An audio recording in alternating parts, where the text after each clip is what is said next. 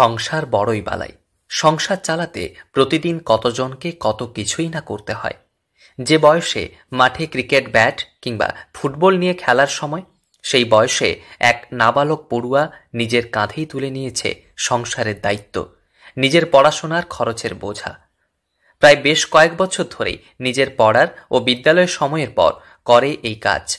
এই কাজ করে যে টাকা রোজগার হয় তাতেই চলে সংসারের খরচ, নিজের পড়াশোনা। মনের ইচ্ছেতেই যে সব করা যায় তার অন্যতম দৃষ্টান্ত এই ছাত্র।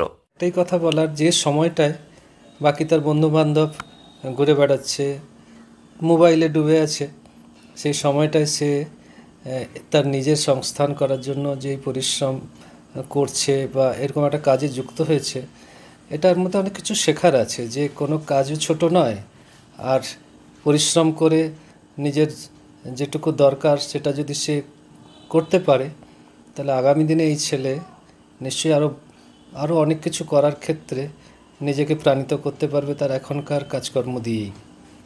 বিজ্ঞান বিষয় নিয়ে পড়াশোনা করে একাদশ শ্রেণীতে, তবে বেশ কয়েক বছর ধরে রাস্তার ধারে ফুচকা বিক্রি করে সংসার চালাচ্ছে সে। চলছে বিজ্ঞান বিষয়ে তার পড়াশোনার খরচ। যুব প্রজন্মের কাছে এক অনুপ্রেরণা। বিকেল থেকেই বাজারের উপর দোকান নিয়ে বসা, ফুচকা বিক্রি করে মেলে লাভ, সেই লাভের টাকায় চলে সংসার এবং নিজের পড়াশোনা।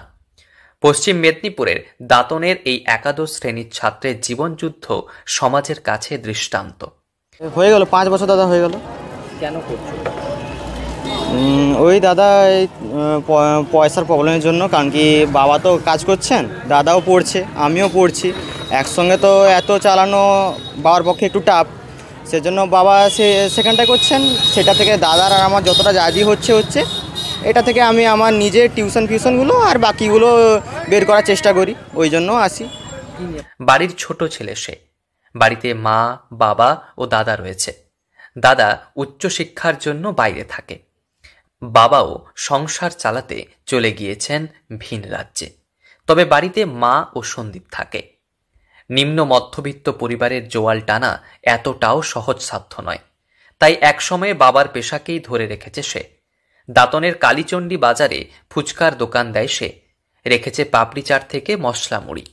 দোকানের লাভের টাকায় চলে সংসারের খরচ। সকালে উঠে টিউশন চলে যায়, তারপর টিউশন থেকে এসে বাজারহাট করে আবার বাড়িতেও কাজ করে দেয়, ফুচকাতেও লেগে দেয়। তারপরে অনেকটা সময় থাকলে একটু পড়াশোনাও করে, তারপর আবার বিকাল 4টা সাড়ে 4টার দিকে আবার দোকান রেডি করে চলে যায়। ভালো করতে পারেনি, তবু আমি বলি আমাকেই কষ্ট লাগে, আমাকে নিজেকে দোষী মনে হয়।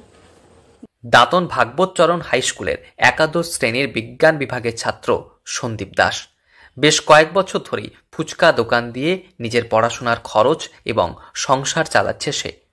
রোজগারের অর্থে এবং ঋণ নিয়ে করছে বাড়ি। তবে মধ্যবিত্ত পরিবারে থেকে পড়াশোনার খরচ জোগাড় করা এবং সংসার চালানো এতটাও সহজ নয়। তাই তার বাবা অন্যত্র কাজে চলে যাওয়ায় ফুচকা দোকান নিয়ে প্রতিদিন বসে সে। ছোট থেকেই অভাবকে চোখের সামনে দেখেছে। পড়াশোনা থেকে সংসার চালানো এতটাও সহজসাধ্য ছিল না পরিবারে। বিদ্যালয়ে পড়ার সময় থেকেই বাবার সঙ্গে দোকানে লেগে দেওয়া, এরপর নিজেই সংসার চালাতে দোকান দেয়। ছেলের কথা বলতে গিয়ে চোখে জল আসে মায়ের। তবুও সামান্য বয়সে জীবন যুদ্ধে সন্দীপ। একটু কষ্ট হয়, ও দাদা দুটোতেই ফার্স্ট ডিভিশনে পাস করেছে, কিন্তু ও করতে পারেনি, কষ্ট লাগে। একবার বলি করতে হবে না, তারপর বলে মা বসে থাকলে তো চলবে না, 2 মাস 3 মাস করে টিউশনি কামাই হয়ে যায়, পয়সা দিতে পারিনি, সেই জন্য বলে আমি তাহলে যাই। অনেকটাই কষ্ট করে, আমিও কষ্ট করি, ওর বাবাও খুবই কষ্ট করে। তো সেই জন্য ও কোনো দিনই ওইটা মনে করে না, বলে ওগুলো কী এমন কাজ করলে কি হবে মা, আমরা তো গরিব লোক, কাজ করি আমাদের চলবে। কষ্টকে ঠোঁটের কোনায় চেপে রেখে হাসি মুখে ব্যবসা করছে, টেনে নিয়ে যাচ্ছে সংসারের হাল। একাদশ শ্রেণীর নাবালক সন্দীপ গোটা সমাজের কাছে অনুপ্রেরণা।